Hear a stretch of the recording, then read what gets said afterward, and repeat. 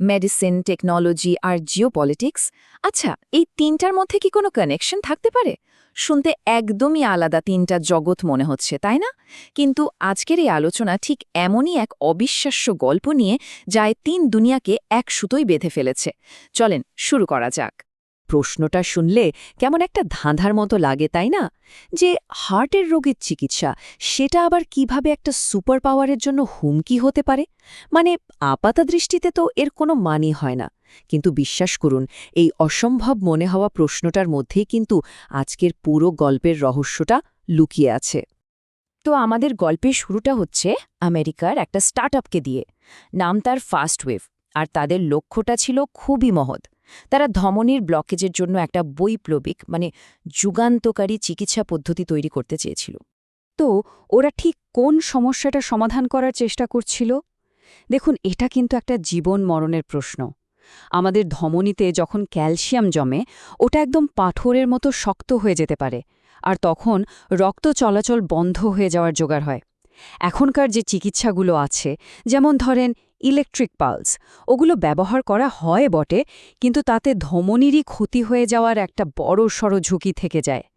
খুবই সূক্ষ্ম আর সময় সাপেক্ষ একটা ব্যাপার। আর ঠিক এখানেই ফার্স্ট ওয়েভ একটা যুগান্তকারী সমাধান নিয়ে হাজির হল। একবার ভাবুন তো, এমন একটা লেজার যা সার্জনের হাতের মতো নিখুঁতভাবে কাজ করে, শুধু ওই শক্ত হয়ে যাওয়া ক্যালসিয়ামটাকেই গুঁড়ো করে দেবে, কিন্তু ধমনির গায়ে একটা আঁচড়ও লাগবে না। সত্যি বলতে, চিকিৎসা বিজ্ঞানের জন্য এটা একটা বিশাল স্বপ্ন পূরণ হওয়ার মতো ব্যাপার ছিল। কিন্তু জানেনই তো, সব কিছুরই একটা উল্টো পিঠ থাকে। ফার্স্ট ওয়েভের এই জীবন বাঁচানোর প্রযুক্তির আড়ালে এমন একটা ক্ষমতা লুকিয়েছিল, যা শুধু অপারেশন থিয়েটারেই আটকে থাকার জন্য তৈরি হয়নি, বরং এর প্রভাব গ্লোবাল পাওয়ারের যে ভারসাম্য, সেটাকেও নাড়িয়ে দেওয়ার মতো। এই লেজারের সবচেয়ে গুরুত্বপূর্ণ মূল উপাদানটা হলো এক বিশেষ ধরনের রেডিয়েশন, এক্সট্রিম আল্ট্রাভায়োলেট বা সংক্ষেপে ইইউভি। এই নামটা কিন্তু মাথায় গেঁথে নিতে হবে, কারণ আমাদের গল্পের বাকি অংশটা পুরোটাই এই ইইউভিকে ঘিরেই আবর্তিত হবে। তো এই ইইউভি জিনিসটা আসলে কি? আচ্ছা, সহজ করে ভাবা যাক। ধরুন, এটা এক ধরনের অদৃশ্য কালি, যে কালি দিয়ে আর্টিফিশিয়াল ইন্টেলিজেন্স বা এআই এর ব্রেনের ওপর, পৃথিবীর সবচেয়ে অ্যাডভান্সড চিপগুলোর ওপর জটিল সব নকশা আঁকা হয়। এই প্রযুক্তিটা ছাড়া নেক্সট জেনারেশনের এআই চিপ বানানো বলতে গেলে প্রায় অসম্ভব। তাহলে ব্যাপারটা কি দাঁড়ালো?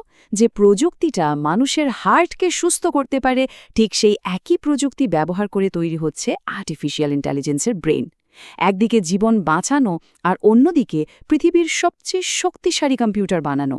আর এই জিনিসটাকেই বলে ডুয়াল ইউজ টেকনোলজি, একই প্রযুক্তির দুই ধরনের ব্যবহার।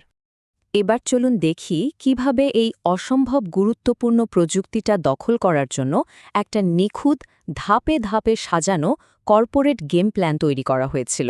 আর সবচেয়ে অবাক করার মতো বিষয় হল, পুরো ব্যাপারটা ঘটানো হয়েছে একদম আইনি কাঠামোর ভেতরে থেকেই।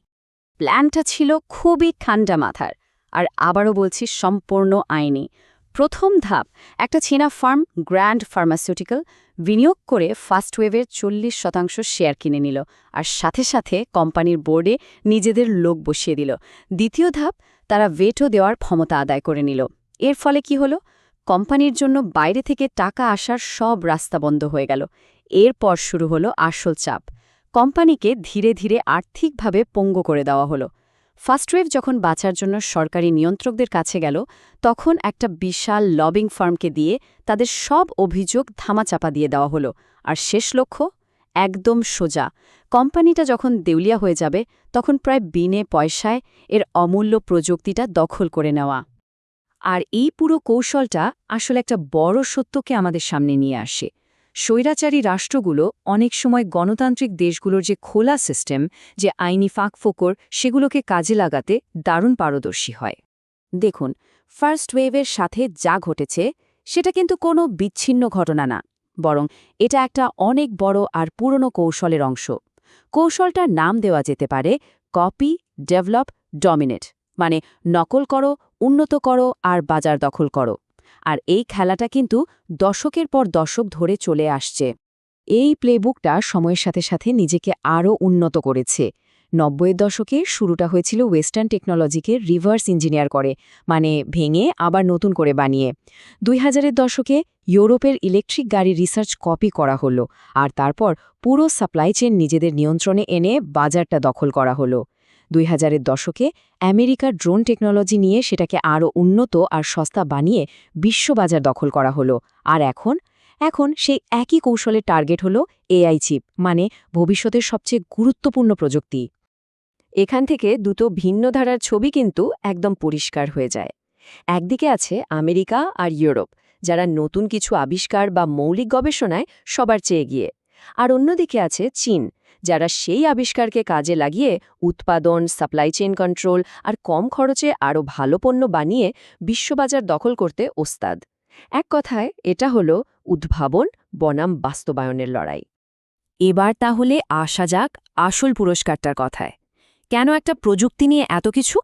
কারণটা হলো এর ওপরই নির্ভর করছে আর্টিফিশিয়াল ইন্টেলিজেন্স বা এআই এর ভবিষ্যৎ, আর তার সাথেই জড়িয়ে আছে বিশ্বজুড়ে ক্ষমতার ভারসাম্য কার দিকে ঝুঁকবে সেই প্রশ্নটাও। এই মুহূর্তে অ্যাডভান্সড এআই চিপ টেকনোলজিতে আমেরিকা চীনের চেয়ে প্রায় 4 থেকে 5 বছর এগিয়ে আছে। শুনতে হয়তো খুব বেশি সময়ে মনে হচ্ছে না, কিন্তু টেকনোলজির দুনিয়ায় এইটুকু সময়ও এক যুগের সমান। আর এই ব্যবধানটা ধরে রাখা বা কমিয়ে আনা, এটাই এখন বিশ্ব রাজনীতির অন্যতম বড় একটা চালিকা শক্তি হয়ে দাঁড়িয়েছে। এখনকার পরিস্থিতি দেখলে ক্ষমতার ভারসাম্যটা একদম পরিষ্কার। সবচেয়ে আধুনিক এআই চিপ বানানোর ক্ষেত্রে আমেরিকার তার মিত্রদেশগুলোর প্রায় একচেটে আধিপত্য রয়েছে। চীন সেখানে এখনও অনেকটাই পিছিয়ে। তাহলে শেষ কথাটা কি? এই অ্যাডভান্সড চিপগুলোই হল ভবিষ্যতের সমস্ত এআইয়ের মূল চালিকা শক্তি। 20 শতকের অর্থনীতি যেমন তেল দিয়ে চলত, 21 শতকের অর্থনীতি চলবে কম্পিউটিং পাওয়ার দিয়ে। আর ফার্স্ট ওয়েভের ঘটনাটা চোখে আঙুল দিয়ে দেখিয়ে দিচ্ছে যে শুধু নিষেধাজ্ঞা বা দেয়াল তুলে এই দৌড় থামানো যাবে না। আইনি পথেই সেই দেয়াল টপকানোর উপায় আছে, আর এই এআইয়ের দৌড়ে যে জিতবে, খুব সম্ভবত 21 শতকের বিশ্ব অর্থনৈতিক নিয়ন্ত্রকও তারাই হবে। শেষ পর্যন্ত প্রশ্নটা এখানেই এসে থামে। এআইয়ের শ্রেষ্ঠত্ব অর্জনের জন্য একটা দৌড় তো চলছেই, কিন্তু কি হবে যখন সেই দৌড়ের ফিনিশ লাইনটা সামনের দরজা দিয়ে লড়াই করে নয়, বরং আইনি পথে পেছনের দরজা দিয়েও অর্জন করা যায়? উত্তরটা হয়তো আমাদের সবাইকেই ভাবতে হবে।